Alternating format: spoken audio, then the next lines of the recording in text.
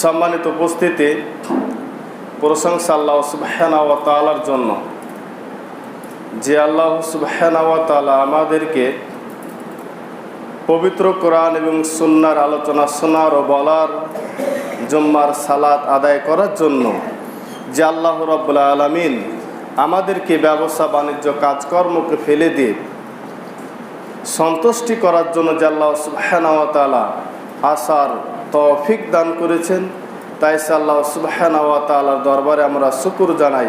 যে যেখানে আছি অন্তরস্থল থেকে বলি আলহামদুলিল্লাহ।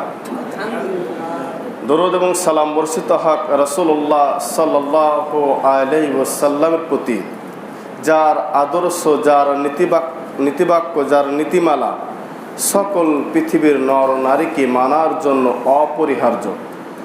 তাই রাসূলুল্লাহ সাল্লাল্লাহু আলাইহি ওয়াসাল্লামের প্রতি দরুদ এবং তাসলিমা বর্ষিত আমরা সকল বলি সাল্লাল্লাহু আলাইহি ওয়াসাল্লাম। সম্মানিত উপস্থিতি, আপনাদের সামনে মহাগ্রন্থ আল কোরআন কারীমের আয়াত তেলাওয়াত করেছি। সহিহুল বুখারী মুসলিম থেকে হাদিস তেলাওয়াত করেছি। আয়াত ও হাদিসকে সামনে রেখে আজকে সংক্ষিপ্ত জুম্মার আলোচ্য বিষয় মরণ একদিন আসবেই। মরণ একদিন আসবেই। মরণের ব্যাপারে যে আমাদের সমাজে কিছু কুসংস্কার, কিছু ভুল আছে, সে সম্পর্কে কিছু কথা তুলে এবং মরণ যে সুনিশ্চিত, মরণ আসবে, এ সম্পর্কে কিছু কথা বলে আমার আলোচনা ইতি করব ইনশাআল্লাহুল আজিজ। তবে যে বিষয়টি ধরেছি সংক্ষিপ্ত আলোচনা করতে হবে, কারণ বিস্তারিত আলোচনা করার সময় থাকবে না, আর আপনারা থাকতে পারবেন না। বিষয় হলো, আল্লাহ রাব্বুল আলামিন বলেছেন ইন্নাকা মাইতুন ওয়া ইন্নাহুম মাইতুন, নিশ্চয় হে মুহাম্মদ সাল্লাল্লাহু আলাইহি ওয়াসাল্লাম, আপনার মরণ হবে এবং তাদের মরণ হবে। মুহাম্মদ সাল্লাল্লাহু আলাইহি ওয়াসাল্লামকে বলছেন আপনার মরণ হবে এবং তাদেরও মরণ হবে। পৃথিবীতে এত বড় মাপের মানুষ একজন, নবীদের মধ্যমণি, সেরামণি, শ্রেষ্ঠ মানুষ, খতাবুন নবী, এত বড় মাপের একজন মানুষ, তিনিও মরণের হাত থেকে বাঁচেনি। পৃথিবীর কোনো মানুষও বাঁচবে না, এই কথাই ঠিক। পৃথিবীর কোনো মানুষ বাঁচবে না, এই কথাই ঠিক। পৃথিবীর কোনো প্রাণী বাঁচবে না, এই কথা ঠিক। পৃথিবীর প্রত্যেকটা প্রাণী মৃত্যুবরণ করবেই, এ কথাই ঠিক। আল্লাহ রাব্বুল আলামিন বলেছেন ওয়ামা জাআলনা লিবাসারিন মিন ক্বাবলিকাল খুলদা, আপনার পূর্বে আমি কোন মানুষকে, মুহাম্মদ সাল্লাল্লাহু আলাইহি ওয়াসাল্লামকে লক্ষ্য করে বলেছেন, আপনার পূর্বে কোনো মানুষকে আমি, কোনো প্রাণীকে, কোনো জানকে, কোনো মানুষকে, কোনো প্রাণীকে অনন্ত জীবন দান করিনি, অনন্ত জীবন দান করিনি, অনন্ত জীবন দান করিনি। আফাই মিথ্যা, যদি আপনি মারা যান, যদি আপনি মারা যান, ফাহুমুল খালিদুন, তাহলে পৃথিবীর সকল মানুষ কি বেঁচে থাকতে পারে? না। অতএব পৃথিবীর সকল মানুষ মরতে হবে। আল্লাহ বলছেন কুল্লু নাফসিন যায়িকাতুল মাউত। অতএব পৃথিবীর সকল প্রাণীকে, পৃথিবীর সকল মানুষকে, পৃথিবীর সকল নারীকে, পৃথিবীর সকল পুরুষকে মৃত্যুবরণ করতে হবে, মরতে হবে, মরণ হবে, মরণের স্বাদ গ্রহণ করবে, এ কথাই ঠিক। সূরাতুল আম্বিয়া 3435 নম্বর আয়াত আল্লাহ তাআলা বলছেন, সূরা নাম্বার 21। তাহলে অত্র আয়াত দ্বারা আল্লাহ সুবহানাহু ওয়া তাআলা পৃথিবীর মানুষকে জানিয়ে দিয়েছেন যে কোনো মানুষকে আমি অনন্ত জীবন দান করিনি, মরতে হয়েছে। মুসা আলাইহিস সালাতু সাল্লাম বাঁচার জন্য খুব চেষ্টা করেছিল, মুসা আলাইহিস সালাতু সাল্লাম বাঁচতে পারেনি, আদম আলাইহিস সালাম বাঁচতে পারেনি, ফেরাউন বাঁচতে পারেনি, আবু জাহেল বাঁচতে পারেনি, পৃথিবীতে কেউ বাঁচতে পারেনি। সকলকে মরণের স্বাদ গ্রহণ করতে হয়েছে। আমাদের শেষ নবী খতাবুন নবী সাল্লাল্লাহু আলাইহি সাল্লাম, তিনিও মারা গেছেন, তিনিও মরণের হাত থেকে বাঁচতে পারেনি। এদেশের শ্রেষ্ঠ সাহাবী আবু বকর সিদ্দিক, তিনিও মারা গেছেন, তিনি মরণের হাত থেকে বাঁচতে পারেনি। এদেশের একজন কঠিন সৈনিক ওমর বিন খাত্তাব রাদিয়াল্লাহু তাআলা আনহু, তিনিও মারা গেছেন, তিনিও বাঁচতে পারেনি। অতএব পৃথিবীর কোনো জান, পৃথিবীর কোনো প্রাণী, পৃথিবীর কোনো নারী, পৃথিবীর কোনো পুরুষ বাঁচতে পারবে না, এ কথাই ঠিক। মরণের স্বাদ গ্রহণ করবে, মরণের স্বাদ গ্রহণ করবে, মরণের স্বাদ গ্রহণ করবে। মরণ থেকে আমি যত পালার চেষ্টা করি না কেন, মরণ আমাদের আগা দিকে আসবে। আল্লাহ রাব্বুল আলামিন আরো বলেছেন, আইমানা তাকুনু ইদরিকুমুল মাউত, তুমি যেখানে থাকো না কেন তোমরা, মরণ তোমাদের ধরবে, মরণ তোমাদের ঘটবে, মরণ তোমাদের ঘটবে। যদি তোমরা কোনো জায়গাতে লুকায়া থাকো, যদি তোমরা এক খালের ভিতরে লুকায়া থাকো, তবু তোমাদের মরণ হবে, তবু তোমাদের মরণ হবে। মানুষকে মরতেই হবে, যেখানে থাকুক না কেন, যে অবস্থায় থাকুক না কেন, যেভাবে থাকুক না কেন, মরণ হবে হবে। অতএব পৃথিবীর মানুষ, নর নারী মরণকে ভুলে গেছে, মরণকে ভুলে গেছে, মরণকে ভুলে গেছে। এই ব্যাপার রাসূল সাল্লাল্লাহু আলাইহি সাল্লাম বলেছেন, আন নবী হুরায়রা রাদিয়াল্লাহু আনহু قال قال رسول الله সাল্লাল্লাহু আলাইহি ওয়াসাল্লাম, হযরত আবু হুরায়রা রাদিয়াল্লাহু তাআলা আনহু বলেন, রাসূল সাল্লাল্লাহু আলাইহি ওয়াসাল্লাম বলেছেন, আকসিরু যিকরাহা, তোমরা বেশি বেশি স্মরণ করো, তোমরা বেশি বেশি স্মরণ করো, হাযি মিন লাযাতিল মাউত, মরণকে, মরণকে। যে মরণ মানুষের আশা আকাঙ্ক্ষা, আশা আকাঙ্ক্ষা সব নষ্ট করে দেয়, ওই মরণকে তোমরা স্মরণ করো বেশি বেশি, ওই মরণকে তোমরা স্মরণ করো বেশি বেশি। কারণ মরণ মানুষের আশা, মরণ মানুষের আকাঙ্ক্ষাকে নষ্ট করে দেয়। দেখেন, আপনাকে আমি কি দিয়ে বোঝাই, আপনার ছেলেকে একটা ডাক্তার বানাবেন, তাই রাজশাহী বিশ্ববিদ্যালয়ে পড়াচ্ছেন।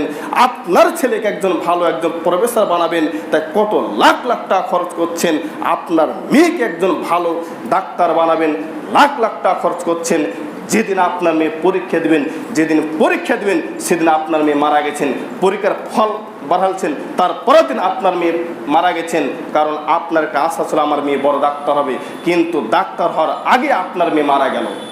আপনার জীবনের আশা ছিল মেয়েকে নিয়ে, আপনার ছেলে কিনে আশা ছিল, কিন্তু মরণ, এই মরণ আপনার ছেলের মরণ ঘটিয়ে আপনার আশাকে নষ্ট করে দিল, আপনার আকাঙ্ক্ষাকে নষ্ট করে দিল। তাই নবী মুহাম্মদ সাল্লাল্লাহু আলাইহি সাল্লাম বলছেন, আকসিরু যিকরাহা হাযি মিন লাযাতিল মাউত, হাযি মিন লাযাতিল মাউত, তোমরা মরণকে বেশি বেশি স্মরণ করো। মরণ মানুষের আকাঙ্ক্ষাকে, আশাকে, আকাঙ্ক্ষাকে, দুনিয়ার সব বিলাসকে নষ্ট করে দেয়। তা হচ্ছে মরণ, তা হচ্ছে মরণ, তা হচ্ছে মরণ। বাজারে, ঘাটে, দোকানে, বাসারে, মসজিদে, প্রত্যেকটা জায়গাতেই মানুষ মরণকে ভুলে গেছে, প্রত্যেকটা জায়গাতেই মানুষ মরণকে ভুলে গেছে।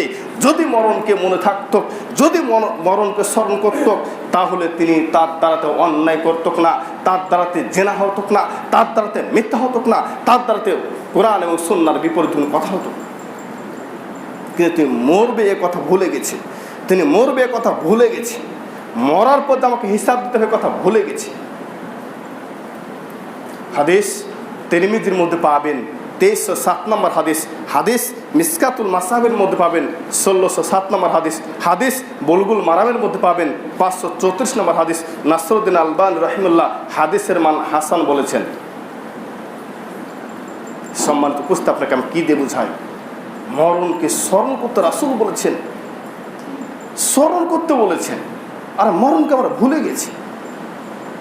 মানুষকে যখন এলাকায় যখন মানুষ মারা যায়, তখন মাটি দিতে গেলে, কবর দিতে গেলে, জানাজার সালাত আদায় করতে গেলে আমাদের ক্ষণিকের জন্য মনে পড়ে, মাটি দেওয়ার পর এসে আবারও ভুলে যায়, আবারও ভুলে যায়।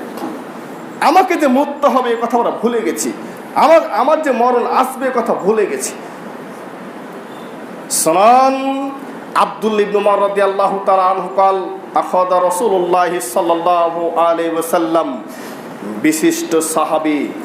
বিশিষ্ট সাহাবী আব্দুল্লাহ ইবনে উমর, উমরের ছেলে আব্দুল্লাহকে রাসূল সাল্লাল্লাহু আলাইহি ওয়াসাল্লাম বিমান কাবিয়া, কাঁধ ধরে বলছেন, একটি কাঁধ ধরে বলছেন, ফাকালাকুন ফিদ দুনিয়া কান্না গরিবুন আও আবিরুস সাবিলিন, আব্দুল্লাহ দুনিয়াতে যতদিন বেঁচে থাকবা, দুনিয়াতে যতদিন বেঁচে থাকবে আব্দুল্লাহ তুমি নিজেকে মনে করো মুসাফির, আব্দুল্লাহ নিজেকে মনে করো পথযাত্রী। মানুষ পথে চললে যেমন বেশিক্ষণ চলে না, এখান থেকে আপনি গোদাগাড়ি যাবেন আধা ঘন্টা চলবেন, আর বেশি চলতে পারবেন না, তারপর আপনার গন্তব্যস্থানে পৌঁছে যাবেন। ক্ষণিকের জন্য আপনি পথ চলছেন, ক্ষণিকের জন্য সফর এসেছেন। সফর যেমন ক্ষণিকের জন্য, পথ যেমন ক্ষণিকের জন্য। আব্দুল্লাহ নিজেকে মনে করো মুসাফির, নিজেকে মনে করো পথযাত্রী। এভাবে তুমি দুনিয়াতে বসবাস করো। ওয়াহালিল কবর, আব্দুল্লাহ নিজেকে মনে করো সর্বদা কবরবাসী। আব্দুল্লাহ নিজেকে মনে করো সর্বদা কবরবাসী। কবরে শুয়ে আছি, এ তো মনে হয় আমি সন্ধ্যার সময় কবরে চলে যাব, এ তো আমি সকালে কবরে চলে যেতে পারি, এ তো আমি দুপুরে কবরে চলে যেতে পারি, এটা মনে করো আব্দুল্লাহ। এ কথা রাসূলুল্লাহ সাল্লাল্লাহু আলাইহি ওয়াসাল্লাম একজন বিশিষ্ট সাহাবীর এক অংশ ধরে বলছেন, হাত ধরে বলছেন, কাঁধ ধরে বলছেন। কিন্তু পৃথিবীর মানুষ মরণকে ভুলে গেছি, কবরকে ভুলে গেছি। মরণ আসবে, কবরে যাব, এ কথা পৃথিবীর মানুষ ভুলে গেছে। মরণ আসবে, মরণের হাত থেকে কোনো পৃথিবীর মানুষ বাঁচবে না।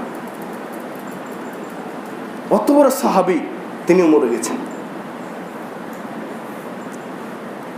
হাদিসটি তিরমিজির মধ্যে পাবেন, 2332 নম্বর হাদিস।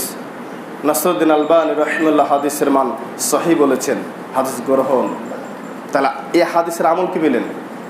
যে আমি নিজেকে মনে করবো দুনিয়াতে যে বসবাস করব মুসাফিরের মতন। এ দেখেন আপনাদের খুতবা দিতে এসেছি, কয়েক ঘন্টা রাখবেন আপনি আমাকে? 1 ঘন্টা 2 ঘন্টা, চলে যাবো নাকি আমার আসল জায়গায়? যেমন মুসাফির বেশিক্ষণ থাকবে না আপনার এখানে, তেমনি পৃথিবীতে কোনো মানুষ বেশি দিন থাকবে না। আপনি দেখেন ওই দুনিয়ার একদিন 50,000 বছর দিন। ওই 50,000 বছর দুনিয়ার কোনো মানুষ বেঁচেছে ইতিহাসে পাওয়া যায়? পাওয়া যায় না। ওই দিনকে যোগ ভাগ গুণ ভাগ করতে গেলে কয় সেকেন্ড বাঁচেন আপনি, কয় মিনিট বাঁচেন? 2-1 মিনিট বাঁচার জন্য এত বাহাদুর কেন? এত ক্ষমতা কিসের? ক্ষমতার জন্য। ক্ষমতা আছে, বংশ আছে, টাকা আছে, পয়সা আছে, তাই মানুষকে মানুষ মনে করি না, মরণকে ভুলে যে মানুষকে অন্যায় করি। শোনান, ক্ষমতাশীল ছিল আবু জাহেল, পৃথিবীর ক্ষমতাশীল ছিল ফেরাউন, আর ক্ষমতা টেকেনি। ক্ষমতা টেকেনি, তার ক্ষমতাকে ধ্বংস করে দিয়েছে। আবু জাহেলের ক্ষমতাকে ধ্বংস করে দিয়েছে। দেখেন, আপনারা বলবেন আপনি কি আমাদের সাথে আবু জাহেলের সাথে তুলনা করছেন? জি, আপনার সাথে আবু জাহেল তুলনা করতে হবে। আবু জাহেল আপনার সাথে আরো ভালো ছিল। কেমন? আবু জাহেল, আর আপনি জানেন উনি হজ করেছিলেন। আবু জাহেলের কথা ছিল হারাম পোশাক দিয়ে হজ হবে না, পরিজন উলঙ্গ হয়ে হজ করতে হবে, পরিজন উলঙ্গ হয়ে হজ করতে হবে। আবু জাহেলের আকীদা ছিল হারাম দিয়ে হবে না। আপনার আমার আকীদা হারাম দিয়ে হচ্ছে। তাহলে আপনি বলেন তো আবু জাহেলের কত খারাপ হয়ে গেছে আমরা? আবু জাহেলের কথা ছিল কাবা শরীফ ঘেরা হবে, কাবা শরীফ নির্মাণ করা হবে হারাম টাকা দিয়ে নয়।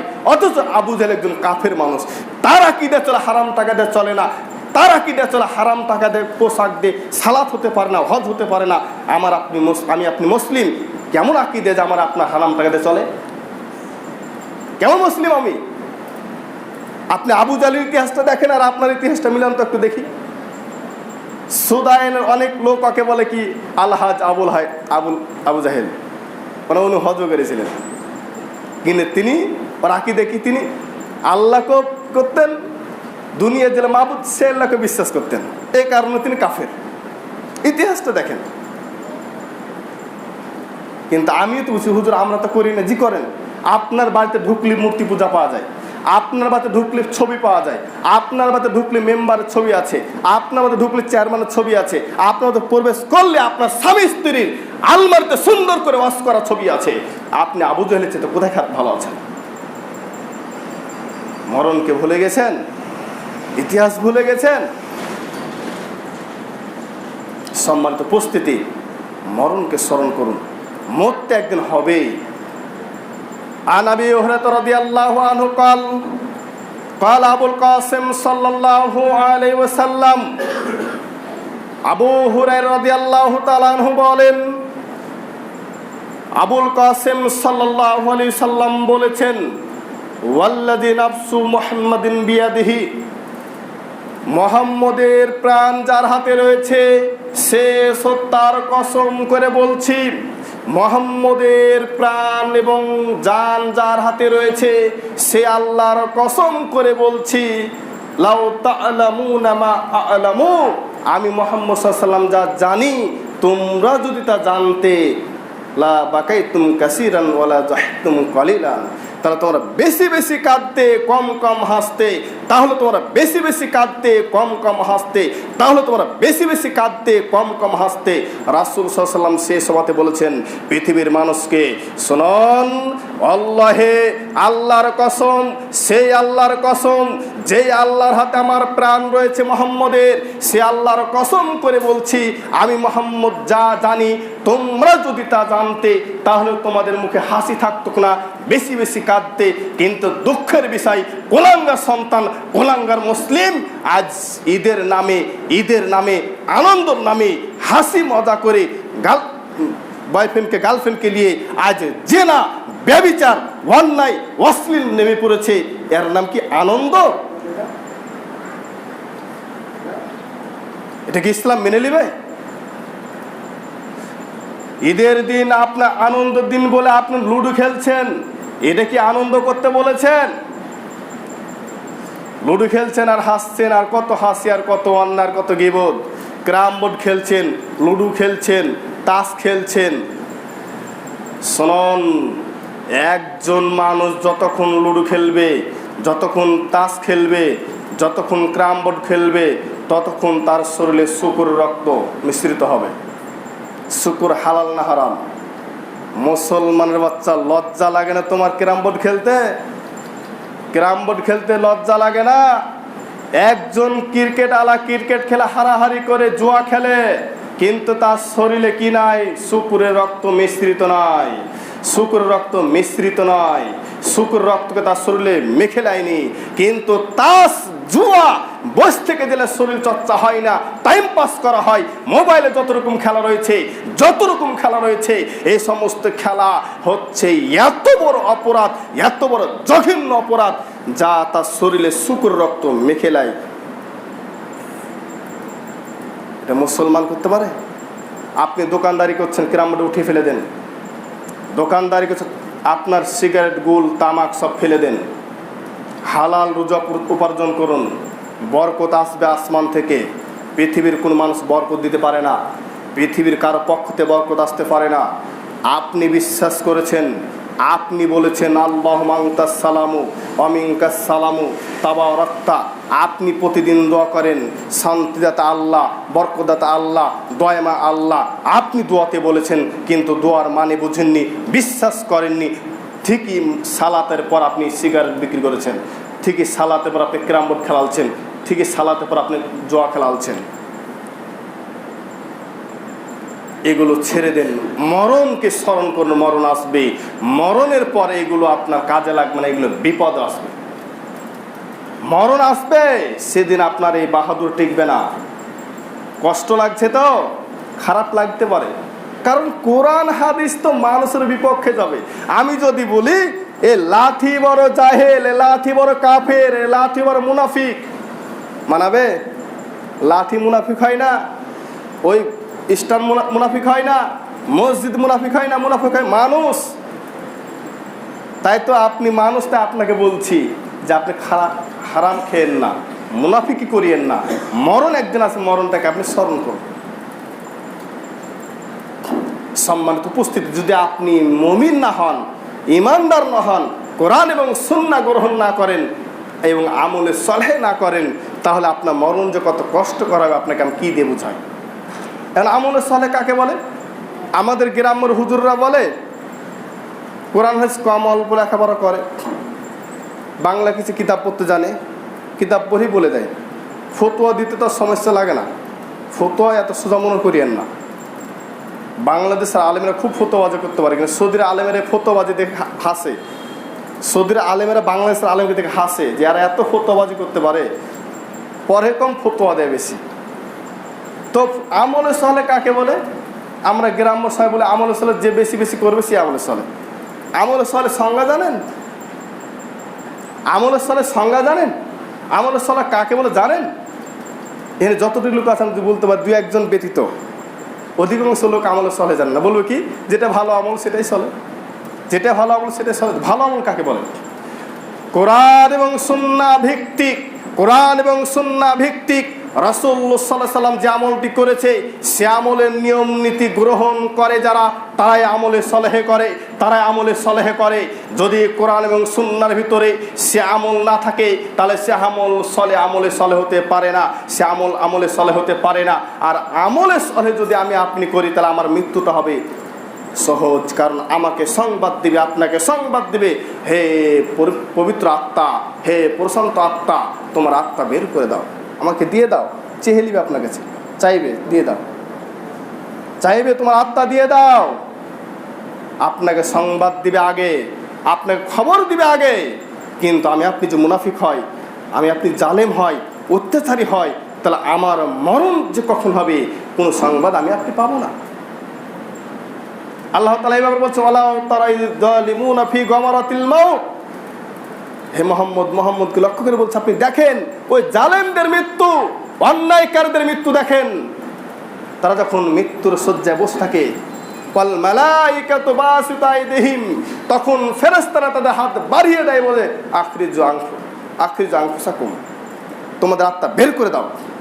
আল ইয়াউমা তুজাউনা আযাবাল হুন, কারণ তোমাদের আজ থেকে তোমাদের শুরু হবে কঠিন অপমানজনক শাস্তি। যেদিন অত্যাচারীদের মৃত্যু শয্যায় বসে আছে সেদিন তাদের সংবাদ দিচ্ছে কি ভয়ঙ্কর, যে তোমাদের আজ থেকে শুরু হবে অপমানজনক শাস্তি, কঠিন শাস্তি শুরু হবে। তাহলে দেখেন, আমি আপনি কি ওইটা হতে চাই? জালেম হতে চাই? জালেম কাকে বলে? জালেম কাকে বলে?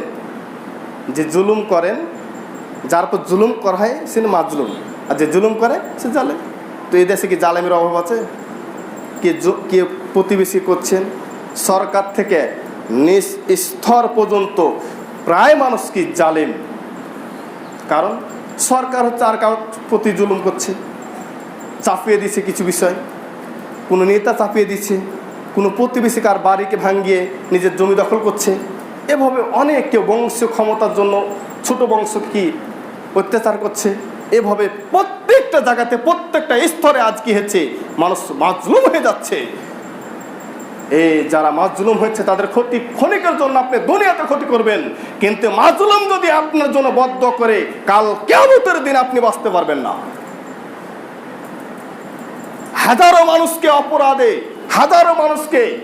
অপরাধ সাজিয়ে, মিথ্যা ঘটনা সাজিয়ে আপনি অন্যায়ের ফাঁসিতে ঝুলালছেন, অন্যায়ভাবে আপনি ধ্বংস করেছেন, অন্যায়ভাবে তার পরিবারকে নষ্ট করেছেন, তার পরিবারকে ধ্বংস করেছেন। আল্লাহে, আল্লাহর কসম করে বলি, এই হিসাব আপনাকে দিতে হবে। আপনি মানুষের সাথে অন্যায় করবেন, অন্যায় করতে করতে করতে করতে যেদিন আপনি ভুল বুঝতে হন সেদিন আপনার ক্ষমা নাই, যেদিন ওই মানুষগুলো আপনাকে ক্ষমা করবে সেদিন আপনার ক্ষমা। এটা হচ্ছে মানুষ জড়িত পাপ। মানুষ সে সাথে অন্যায় করতে ভালো লাগে? শুনুন, আল্লাহর সাথে যদি আপনি অন্যায় করেন, আপনি মসজিদ থেকে বের হয়ে বুঝতে পেরেছেন ভুল করেছি, আল্লাহ তুমি ক্ষমা করে দাও, আল্লাহ রহিম, বড় ক্ষমাশীল, আল্লাহ আপনাকে ক্ষমা করে দিবে, এমনকি আপনার ভুলটাকে নেকি করে দিবে। কিন্তু মানুষের সাথে অন্যায় যদি করেন, আল্লাহ ভুল করেছে কথা শুনবে না, তুমি ওর কাছে যাও, ক্ষমা চেয়েছো। এর হচ্ছে মানুষ জড়িত পাপ। বাংলাদেশে দেখবেন যে 3 ভাগের 2 ভাগ মানুষ জড়িত পাপ বেশি করে। মানুষকে মানুষ মনে করে না। আমার বাপের 40 বিঘা জমিতে ফকিন্নের বাচ্চা, ওকে মানুষ মনে করবে কেন? ও কে? ও তো গরিব, ওকে মানুষ মনে করবে কেন? আমি একজন শিক্ষিত মানুষ, ও একটা রাখাল, ওকে মানুষ মনে করবো কি করে? ওকে মানুষ মনে হয় না। অস্ত অন্যায় অত্যাচার অনেক কিছু করি আমি। জি না, এটা মুসলিমদের আদর্শ হতে পারে না, এটা মুসলিমদের আচরণ হতে পারে না। ফিরে আসেন, ভালো পথে ফিরে আসেন। বলছিলাম, আকসিরু যিকরাহা হাজি মিল্লাজিল মাউ, তুমি মরণকে স্মরণ করো। মরণ কঠিন মরণ যে কি কঠিন, যারা নিজের আত্মীয়কে সামনে হাতে রেখে মৃত্যুবরণ করতে দেখেছে তারা কিছুটা অনুভব করতে পারে যে মরণ কাকে বলে। মরণ কাকে বলে সামনে আরো আসছে, আলোচনা শুনবেন। মরণকে আমরা ভুলে গেছি। এই যে মসজিদে মরণের কথা শুনলাম, তো মসজিদে বের হবো ভুলে যাবো। ভুল তো খুব বাহাদুর আমরা, শুনতো বাহাদুর, ভুল তো বাহাদুর। এ থেকে ফিরে আসি, পবিত্র কোরআন এবং সুন্নাহর ভিত্তিতে আমরা আমল করার চেষ্টা করি। আমরা ক্ষণিকের জন্য দুনিয়াতে আমার ছেলেকে ব্যারিস্টার করব, উকিল করব কয়েকদিনের জন্য, কি আমার করেন, নিষেধ নাই। আলেম, ব্যারিস্টার, উকিল, জজ যা ইচ্ছা তাই করেন, কোনো সমস্যা নাই। তবে দেখেন পরকালের জন্য আপনি কি করেছেন, পরকালের জন্য আপনি কি করেছেন, কি ভূমিকা পালন করেছে। আপনাকে যে মরতে হবে সেদিন আপনি কি করবেন? সেদিনকে আপনি ওই জালেমদের মতো মৃত্যুবরণ করতে চান? হ্যাঁ, ফেরাউন যে কত কঠিনভাবে মৃত্যুবরণ করেছে, ফেরাউনের ইতিহাস দেখলে বুঝতে পারবেন। ফেরাউন পানিতে যেদিন ডুবে মারা যায় সেদিন চেষ্টা করেছে বাঁচা, কিন্তু পারেনি। সে আল্লাহর ক্ষমতা। এটা কি সম্ভব? এটা কোনো পৃথিবীর কোনো মানুষের পক্ষে সম্ভব যে নদীর মাঝখানে সে 1 মিনিট 1 সেকেন্ডের ভিতরে রাস্তা তৈরি করে দেওয়া? এটা মানুষের সম্ভব? আপনি একটু চিন্তা ভাবনা করেন তো, সে আল্লাহর ক্ষমতা কত বড়, সে আল্লাহ কত বড়, তার শক্তি কত বড়, তার ক্ষমতা কত বড়। আপনি একটু লক্ষ্য করে দেখেন না, মুসা আলাইহিস সালাম আগার দিকে এত বড় একটা নদী, এত বড় একটা পানির পাহাড় হওয়ার সত্ত্বেও 1 সেকেন্ড 1 মিনিটের মধ্যে রাস্তার ব্যবস্থা করে দিলে মুসা পার হয়ে গেলেন, কিন্তু কি ফেরাউন মরে গেল? কার ইচ্ছে? সব আল্লাহর ইচ্ছে। তাহলে আপনার নেতা আপনাকে বাঁচাতে পারবে? এই যত যুবক এসেছেন, কোন যুবকের মুখ আমি আজ পর্যন্ত পাইনি আমাদের নেতা মোহাম্মদ সাল্লাল্লাহু আলাইহি সাল্লাম তিনি ফুলের মতন পবিত্র, এ কথা কোনো মানুষ বলে না। বলে কি, ভোটের সময় আসতে বলছে আমার নেতা তোমার নেতা, অমুক মেম্বার অমুক নেতা, অমুক মুখ অমুক মুখ, অমুক ছেলে ফুলের মতন পবিত্র। লজ্জা শরম না? এই বেটা, তোমার যে নেতা বানাচ্ছ সে নেতা টাকনুর নিচে কাপড় আছে, দাড়ি নাই, সে পবিত্র হয় কি করে? তার টাকনুর নিচে কাপড় আছে, টাকনুর নিচে কাপড় পরিধান করে আছে, তোমার নেতা পবিত্র হয়? তোমার লজ্জা শরম আছে? তুমি ডিগ্রি পাস করেছো, তোমাকে কে ডিগ্রি পাস বলেছে? তুমি এত অশিক্ষিত, গরু চড়া ছাগল রাখার তুমি কথা বলো, তুমি পাগল কথা বলো, তুমি জায়গা পাও না? তোমার নেতা এত মিথ্যা কথা বলে, এত অন্যায়, এত খারাপ, টাকুনছে কাপড় পরিধান করে, দাড়ি কোন ছাড়ে না, এই ভোটের সময় 2 রাকাত সালাতে দেবে আর সালাতে কোন ধার ধারে না, মানুষকে মানুষ মনে করে না। আর তুমি লজ্জা শরম নাই? তুমি স্লোগান দিয়েছো মানুষের সামনে কি, যে আমার নেতা তোমার নেতা অমুক ভাই ফুলের মতন পবিত্র, ফুলের মতন পবিত্র, গুহের মতন পবিত্র বলেন। পাগল ছেলে কোন টাকা কথা বলো, তুমি লাইন পাও না? তোমার কোন স্কুলে ভর্তি করেছে? তোমার কোন মাস্টার? তোমার বাপকে? আমার তো লজ্জা লাগে তোমাকে। যদি তুমি আমাদের ছাত্র হয়, আমাকে লজ্জা লাগে তোমাকে ছাত্র স্বীকার করতে। শোনন, মানুষকে ফুলের সাথে তুলনা করেন কেন? ফুল কোন পাপ করে? এ কারণে যে কোনো কথা বলো আমি হিসাব করে বলবো। স্লোগান দিতে ভালো লাগেছিল না? বলছিলাম মরণকে স্মরণ করুন। এ দেশের পৃথিবীর নেতাকে বলতে চাই, আপনি দুঃখ করেন না, কষ্ট পেন না, তবে আপনাদের নেতাদের মধ্যে অনেক চোর আছে, অনেক মিথ্যা আছে। আমার চোখে যত নেতা রয়েছে, আমি কোনো নেতাকে দেখিনি কোরআন সুন্নাহ ভিত্তিতে সারা জীবন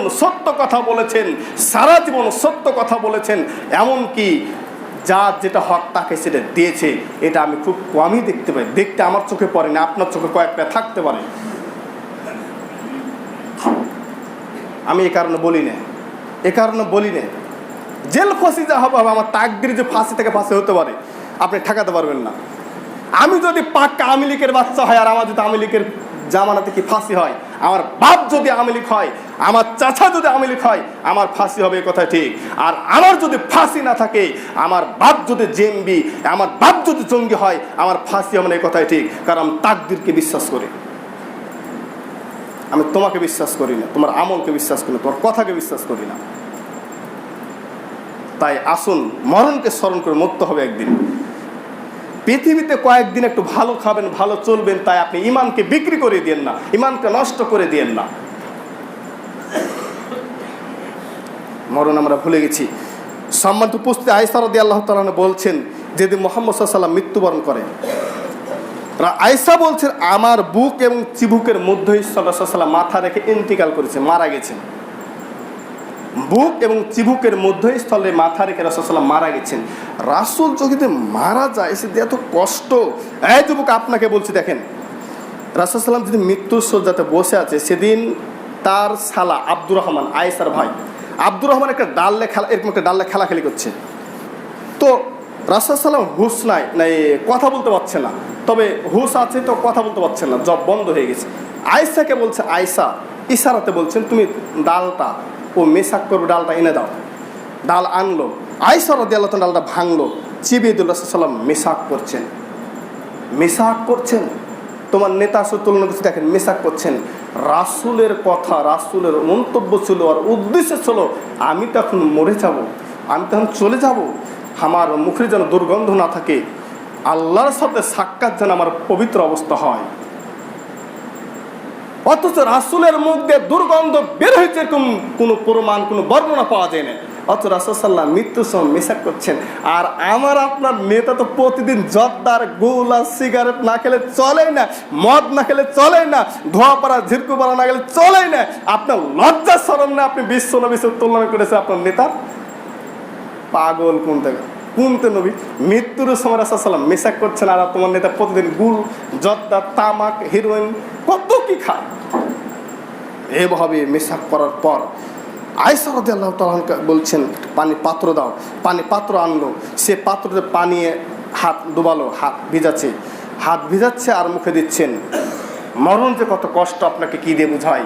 হাত ভিজাচ্ছেন আর মুখে দিচ্ছেন আর বলছেন, লা ইলাহা ইল্লাল্লাহ ইন্নালিল মাউতা লা সাকারাতিন। আল্লাহ তুমি ছাড়া কোনো সত্য মাবুদ নাই, আল্লাহ তুমি ছাড়া কোনো সত্য মাবুদ নাই। নিশ্চয়ই নিশ্চয়ই মরণ খুবই কঠিন, নিশ্চয়ই মরণ খুবই কঠিন, নিশ্চয়ই মরণ খুবই কঠিন। মুহাম্মদ সাল্লাল্লাহু আলাইহি ওয়াসাল্লাম মরণ যে কত কষ্ট, কত যন্ত্রণা তিনি বুঝতে পারছেন মরণের সময়। মরণের সময় পানি হাতে নিচ্ছেন, হাত ভিজাচ্ছেন আর বলছেন, লা ইলাহা ইল্লাল্লাহ, আল্লাহ তুমি ছাড়া কোনো সত্য মাবুদ নাই, ইন্নালিল মাউতা লা সাকারাতিন। নিশ্চয়ই মরণ খুবই কষ্ট, মরণ খুবই যন্ত্রণা, মরণ খুবই কষ্ট। মুহাম্মদ সাল্লাল্লাহু আলাইহি ওয়াসাল্লাম মরণ যে কত কষ্ট তিনি বলছেন। আপনাকে আমি বুঝাতে পারিনি, পৃথিবীর সেরা মানুষ, শ্রেষ্ঠ মানুষ, আল্লাহু আকবার, তিনি মরণের সময় কি বাক্যটা বলেছেন একবার ভেবেছেন? ইন্নালিল মাউতা লা সাকারাতিন। মরণ কষ্টকর নীতি বলে গেছেন মরণের সময়। রাসূল সাল্লাল্লাহু আলাইহি ওয়াসাল্লাম জীবনে যতদিন বেঁচে সে সময় বলেনি, জীবনে যতদিন বেঁচে ছিলেন ততদিন বলেননি যে মরণ যে এত কষ্ট। মৃত্যুর সময় মরণ যখন বুঝতে পারছেন তখন বলছেন, আল্লাহ মরণ খুব কষ্ট, মরণ খুবই কষ্ট, রাসূল সহ্য করতে পারছে না। আর আমার আপনার মরণকে ভুলে গেছি, আমার আপনার যে মরণ হবে, যে কষ্ট ভুলে গেছি।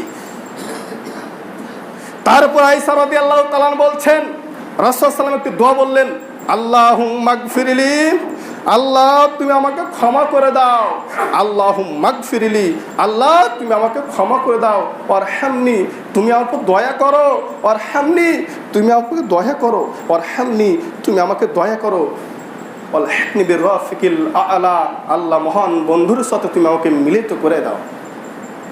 রাসূল সাল্লাম দুনিয়া থেকে চলে গেলেন, তখন এমন একটা দোয়া বললেন, আল্লাহ তুমি আমাকে ক্ষমা করে দাও, তুমি আমার উপর দয়া করো, আর আমি আপনি কত যে পাপ করেছি, ক্ষমার কোন লিল্লা নাই। আর যে একজন নবী যার ব্যাপারে বলছে খুলুকুল আযীম, কোরআন সাক্ষী, যার চরিত্র উত্তম চরিত্র কোরআনে সাক্ষী দিয়েছে, যার চরিত্রের ব্যাপারে পৃথিবীর কোন মানুষ আঙ্গুল তোলার কোনো সুযোগ থাকে না, সে একজন ব্যক্তি যার আগের পাপ, যার সামনের পাপ, যার আগের পাপ, যার সামনের পাপ, সব পাপকে মোচন করে দেওয়া হয়েছে। নিষ্পাপ ব্যক্তি, তবুও তিনি বলছেন, আল্লাহ তুমি আমাকে ক্ষমা করে দাও। যার কোনো পাপই নাই তাও বলছে, আল্লাহ তুমি আমাকে ক্ষমা করে দাও। যার পর আল্লাহ দয়া করছেন তাও তিনি বলছেন, আল্লাহ তুমি আমাকে দয়া করো, আল্লাহ তুমি আমাকে দয়া করো। আর আমার আপনার দয়া মাগফিরাত চার পরিজনে মনে করি না। হায়রে দুনিয়ার মানুষ, মরণের সময় দোয়াগুলো বলবেন, আপনার বাড়িতে কোনো মৃত্যু সজ্জাতে বসলে এগুলো বলবেন। কিন্তু ছেলেকে হাফেজ বানিয়েছেন, অল্প কিছু শিখেছে, ইয়াসিন সূরা পড়াতে শুরু করে দিয়েছেন, রহমান সূরা পড়াতে শুরু করেছেন, কোরআন তেলাওয়াত শুরু করে দিয়েছেন, কিন্তু রাসূল সাল্লাল্লাহু আলাইহি মৃত্যুর সময় কি বলছে দেখেন।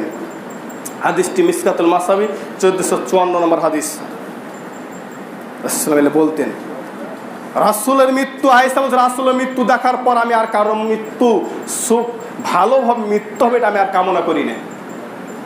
যেহেতু রাসূলের মৃত্যু এত কষ্টকর, মরণ খুবই কষ্ট।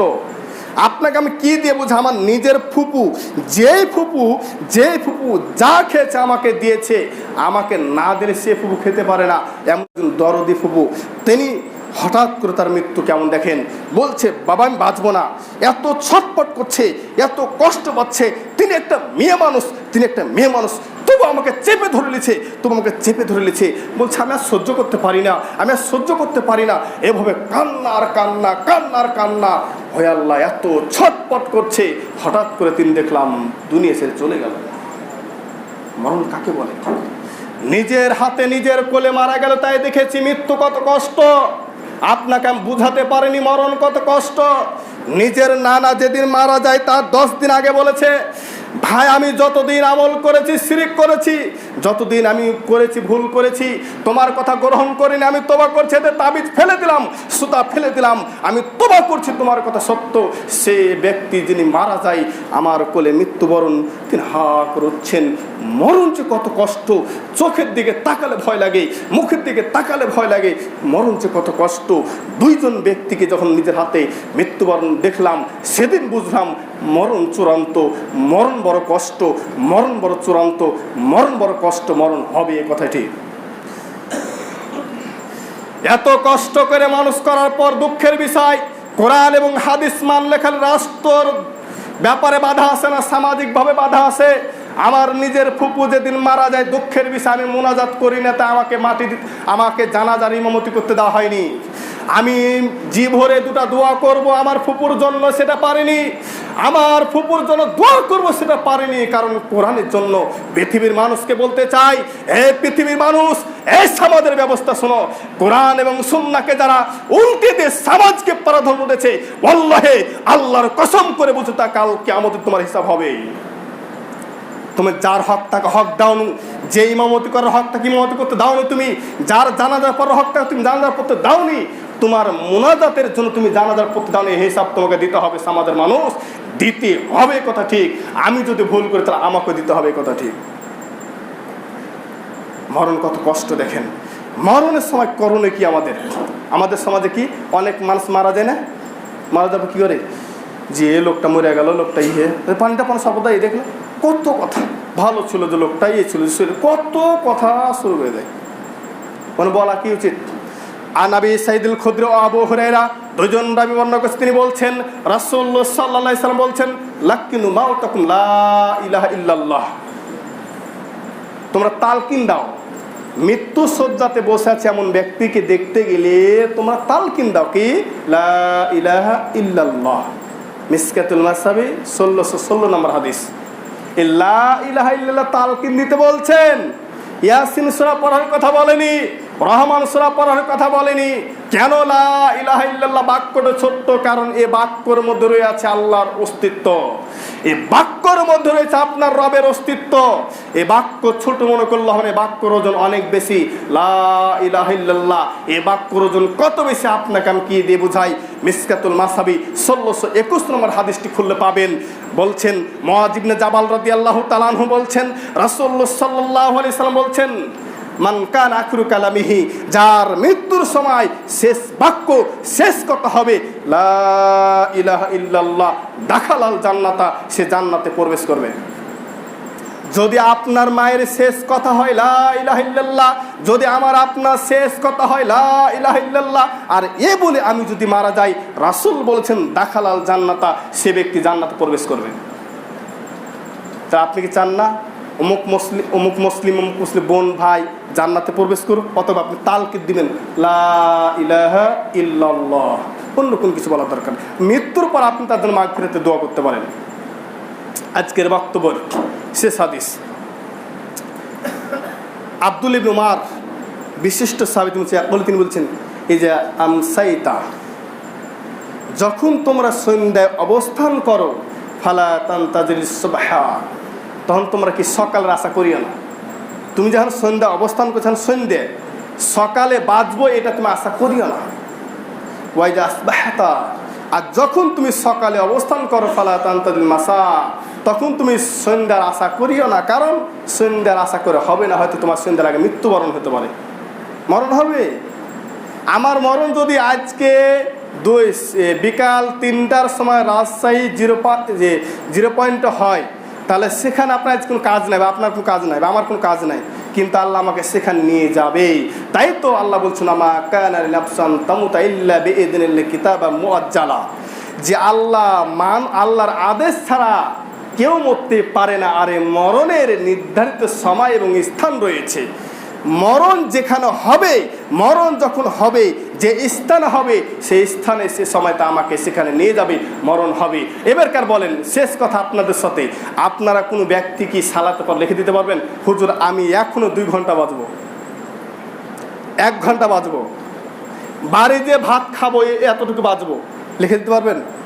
এই ক্ষমতা যদি আপনার না থাকে, তাহলে আজকে তোবা করেন, মরণকে ভয় করে তোবা করেন, যে আমার দ্বারাতে আর অন্যায় হবে না। দাড়ির ব্যাপারে নেটে প্রশ্ন উত্তর দিয়েছি, দাড়ির ব্যাপারে নেটে দেখবেন, দাড়ি যে কত গুরুত্ব, দাড়ির ব্যাপারে প্রশ্ন করেছিল অনেক হুজুরগুলো, শুননা দরকার নাই। তো দাড়ি যে কত গুরুত্ব, দাড়ির ব্যাপারে প্রশ্ন উত্তর দেওয়া আছে, দেখে নেবেন নেটে সার্চ দিয়ে। এই কারণে বলছি, অনুরোধ করে বলছি, যুবক 1 নাম্বার তুমি দাড়ি ছেড়ে দাও। 2 নাম্বার তোমার বাড়িতে যত পেন আছে, পেনের টাকনুর নিচে যত কাপড় আছে কেটে ফেলে দাও। বাড়ি যে আগে কাটবে, বাড়ি যে আগে প্যানগুলো কাটবে, তারপর খাবে, কারণ খেতে খেতে শয়তান আপনার 12টা বাজিয়ে দিতে পারে। অর্থাৎ কেটে ফেলবেন আগে, সিলাই পরে করেন, আর কেটে ফেলেন যায়। যদি মরণকে বিশ্বাস করেন তাহলে কেটে ফেলবেন, আর যদি আপনি না করেন তাহলে মনে করবো যে আপনি মনে করেছেন যে আমি আজকেও বাঁচবো, মনে করিব আমি আজকে। যদিও কুণ্ডলিয়ার কোনো যুবকে কাজ না করেন, তাহলে আমি মনে করবো আপনি বিশ্বাস করে নিয়েছেন যে আপনি আজকের দিন বাঁচবেন, তাই কাল কাটবেন। অথবা আপনি যেহেতু বলেছেন আমি আজ বাঁচবো, কোনো গ্যারান্টি নাই, তাহলে অবশ্যই আপনি সালাতের পরে আপনি যে কাটবেন। আল্লাহ আপনাদের আমাদের তৌফিক দান করুক, আমিন। মৃত্যুর সময় লা ইলাহা ইল্লাল্লাহ পড়বেন, মৃত্যুর পর আপনি তার মাগফিরাতের জন্য বলবেন আল্লাহুম্মা মাগফিরলাহু ওয়ারহামহু ওয়াআফু ওয়াকরিম নুজুলাহু, এই দোয়াগুলো পড়তে পারেন, সমস্যা নাই। তবে তার সামনে ইয়াসিন সূরা কোরআন পড়া কোনো ব্যক্তি নাই, পড়া যাবে না। এবং কি এই যে মৃত্যু থেকে বললাম, আরও কিছু কথা থেকে গেল, সংক্ষিপ্ত আলোচনা নীতি করলাম। তবে এই কোনোদিন যদি আল্লাহ আমাকে সুযোগ দেয়, আজকে সুযোগ ছিল না, আজকের খুতবা দেওয়ার কথা ছিল আমার পাখিরিতে, আমি একটা জুম্মা ছুটি নিয়েছিলাম আমার মসজিদ থেকে, যে আমি একটা জুম্মা পাখিরিতে যাব। মামা হঠাৎ করে বলছে মামা এই ব্যাপার, তো ওখানে আমি বললাম আপনাদের ইমামকে দিয়ে চালিয়ে আমি এখানে আসলাম। তাক আল্লাহ আপনাদের তাকদিরে আছে, আমার তাকদির এখানে আছে, আসলাম, এতটুকু আলোচনা করলাম। যদি কোনো সুযোগ থাকে, এই মরণের পর থেকে মাটি দেওয়া, জানাজার পড়া থেকে মাটি দেওয়া পর্যন্ত যত ভুল আছে এবং নিয়ম পদ্ধতি বলবো ইনশাআল্লাহ। আল্লাহ যদি আমাকে তৌফিক দেয় আসার আর কোনো দিন, এ বলে আমি আলোচনা ইতি করছি। আল্লাহর কাছে শেষ দোয়া করছি, আল্লাহ